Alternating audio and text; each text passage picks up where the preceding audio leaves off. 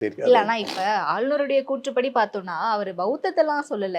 ஆரியமா, திராவிடமா அப்படின்ற ஒரு இனம் இருந்ததா? தமிழகத்தை வந்து தமிழர்களை வேறுபடுத்துறதுக்காக தான் இந்த மாதிரியான ஒரு விஷயத்த கொண்டு வராங்க. பிரிவினைய உண்டாக்குறாங்க. பிரிவினை உண்டாக்குனது யாரு?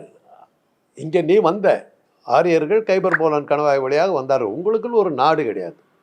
பாரசீகத்திலிருந்து அப்படியே மாடு ஓட்டிக்கிட்டு வந்தவங்க.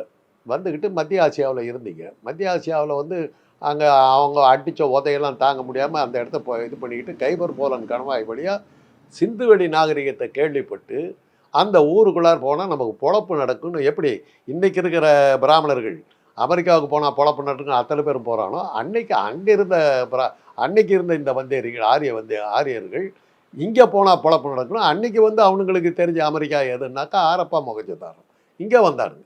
இங்க வந்தபோது யாகத்த வளர்த்தி பொழப்பு நடத்துனானுங்க. யாகத்த வளர்த்துறதுக்கு இவங்க